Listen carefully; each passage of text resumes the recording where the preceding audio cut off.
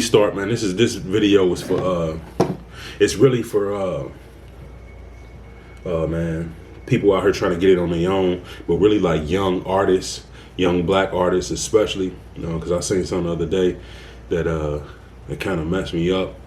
I think we got way too much knowledge in 2021 to be falling for the old tricks, man. I had a Jay-Z moment the other day, right? So it's pay to play, man. There's certain people who will come to your city, throw a show, they give you tickets. They want you to sell the tickets. You take 20 tickets, you sell them, and you get 20% of the ticket sales or whatever. Then you go fill up this venue, and you perform with your talent in neighborhoods where you already live at for people that already know you, but you had to go through a third party who's not affiliated with your neighborhood, the people who know you or you. So the other day, man, I'm 35, by the way.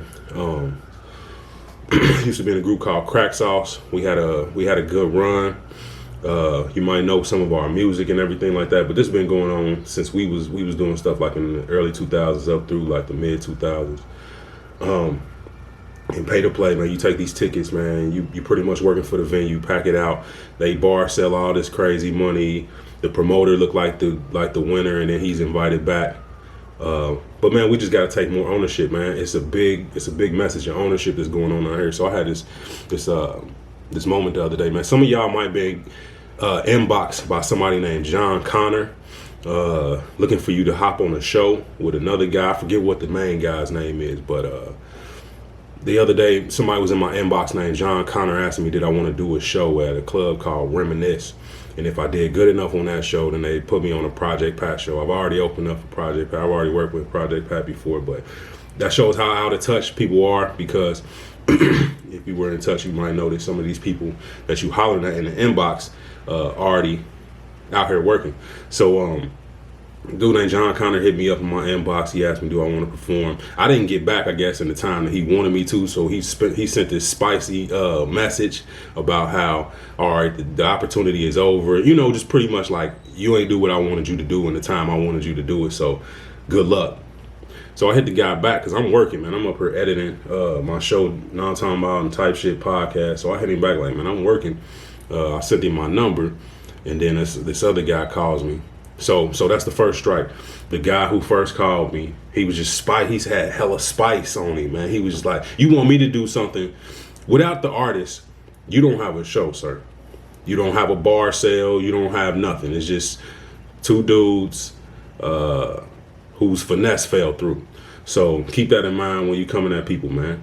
He came at me kind of disrespectful, and then later I talked to the guy who's actually running the show, and I meet him. I go to sign this contract, a performance contract, basically to say that I'll be there at the venue on a date of the concert. And I go to meet the guy.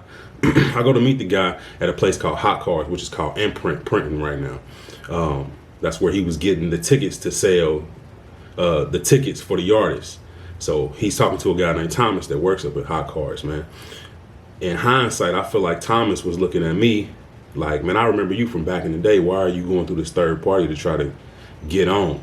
But me, I didn't like the idea of going to this dude for opportunity, but I am trying to get my following on my shows, my Nomtombout Radio show and my Type Shit podcast. I'm trying to get the following up. So basically, I'm willing to do this show just to get in front of everybody's fan base and try to promote it and just gain more visibility. But I show up to Hot Cards, and the guy's there. He's talking to other people. He gets to me, tells me what all is on the contract, and then there's certain things that turn me off about the contract. Like, it was a clause in the contract that if for any reason you had to cancel the show, you owe him $250 and he would need the tickets back. But at the bottom, it's another clause that says if he decides for any reason, he can cancel you from the show and you'll still owe him $250, and then you'll have to get the tickets back also. Now he's saying other stuff to me that's turning me off while he's telling me this information, because he's telling me that, okay, now if anything happens, man, just if it's legit, man, just make sure you tell me, man, just keep in touch, man. If you go to jail, if you get shot, what? If I go to jail or get shot, why would I go to jail or get shot, bro? Now, let me inform you that this is a white dude. He's telling me that and this is nothing against all white people, but this is the facts of the story. This is this white guy. He tells me he comes from the metal rock background. He used to play guitar. So his story, I actually liked his story. He didn't seem like an all-around bad guy, but it was certain clauses in the contract where I'm like, I don't like that. So clause in the contract about the $250 if I cancel the show, or if I don't show up, or if at any time he decides to cancel me from the show, he can charge me $250, take me out the show, and he want the tickets back. But he's telling me that, man, if you get shot or you go to jail, man, because I know, like, in this field of music, man, people go to jail, and I'm just looking at him like, you don't come from the hip hop background, you come from the metal background. So I'm already looking at him funny. The dude who inboxed me had me. I didn't like these events that keep happening back to back. It's just getting worse and worse. The little subliminal stuff, the little nuances is really telling you what's going on underneath the surface. But this guy's coming from a rock metal background. He used to play bass for a metal band. So he tells me like, yeah, man, you know, I'm throwing these hip hop shows now because I just want to expand my portfolio. Yeah, I bet you do. With the hottest genre of music right now, you're not just trying to expand your portfolio. You had to go where the real estate was hot so you could try to get off whatever you're trying to get off. I see what you're doing. I'm not even hating on you for running your business, man. You used to be a musician. You figured out how this shit go. You see how people be getting taken advantage of. And he actually was trying to like fix certain stuff. It was certain stuff that I was like, I can see that you used to be an artist, because people don't usually think about things like that. But it was just the clause where if at any time I can cancel you from the show, I don't know you at all. That could be your finesse. Maybe you go city to city and just get 20 inner city black dudes who rap and be like, yeah, come to my show. And then you just like, man, hey, I don't mess with none of y'all the day of the show. And then you just like, man, all y'all owe me $250. And because Deontay, Kev, whoever, insert any name, signed this contract, now it's a legit thing. And this is how stuff be starting, man. It's like it kept bringing me back to, like, it felt like I was being lured onto a slave ship, because this is what happens in my mind when stuff like this happens. These young dudes that I'm seeing pull up, I'm 35, but these young dudes I see pulling up to this white guy for opportunity. They come into this white dude in a neighborhood that they live in and he don't live in, to him for opportunity. I don't like that. To perform at a club in a neighborhood where they live for friends that they already got. Man, let me tell you something, bro. He was talking about how much money he make off these shows, man. He said he make like, he didn't know that I heard this when I pulled up, but he said he make like $2,000 a weekend, probably more. That's on the low end. And then he got you selling 20 tickets. Let's do the math real quick, because I'm gonna show you something. Let's say you'll say you an artist in a city, and you doing this pay for play, man, and the dude give you 20 tickets, and you supposed to sell them for $20 a piece. Yes, I pulled out a calculator to do that simple math. It's $400, right?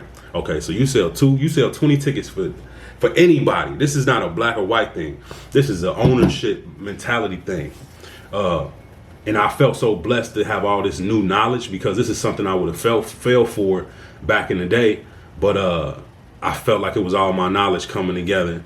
It was like a test. I felt like my powers was being combined and I was Captain Planet. But let's say you get $20 tickets from a person, and you sell 20 of them. Bro, that's $400, bro. I did some research, and I assume this is right, but to rent out Reminisce is only $350 to rent out the whole club for the night, and that come with a DJ. So you making $400 off, let's say 10 artists, bro. When these pay to play shows come to town, bro, it'd be 1 million people on the bill, bro. It's trillions of names on the bill. Like, so you getting, if all them people sell 20 tickets, bro, big capitalization. You getting taxed to perform things that came out of your mind on a stage in a club that's in your neighborhood for people who already your friends, and this dude who don't know none of y'all is coming in and playing middleman. I feel it though.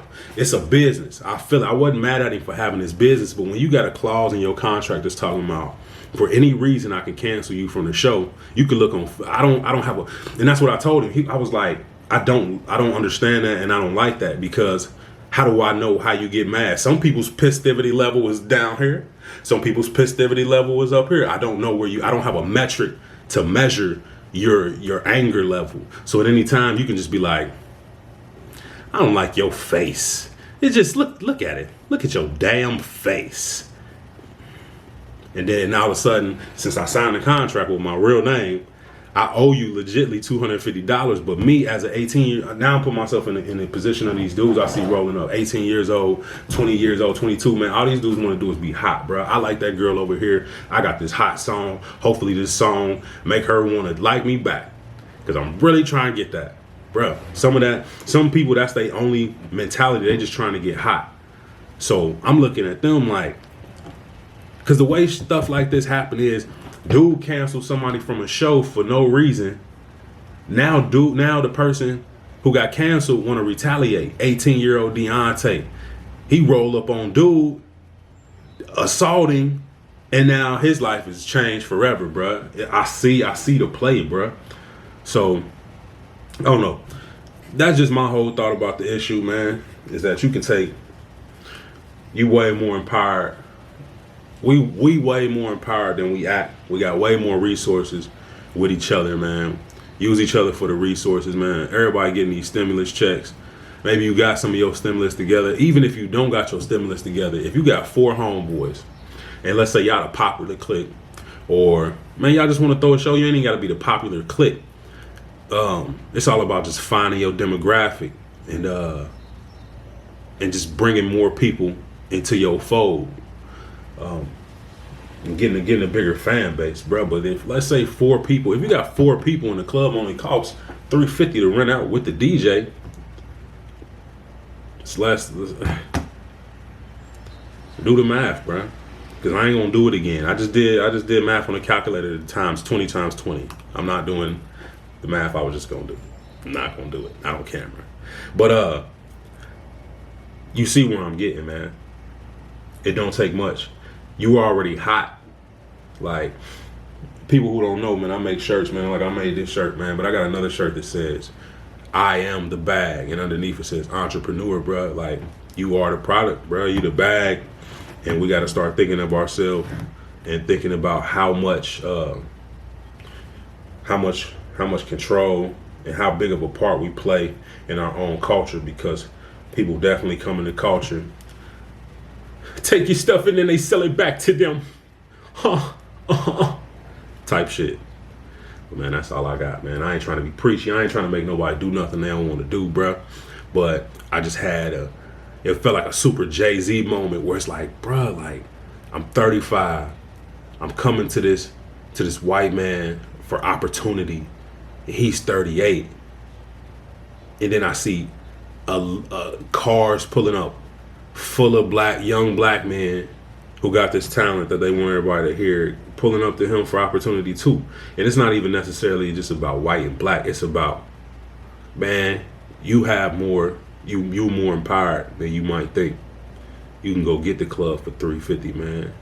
Go make you you probably can make more than a promoter, because you got a relationship with your buyer. Like, which is the fan. You got a relationship, man. You can. This is what they call this, direct to consumer. You can skip the middleman.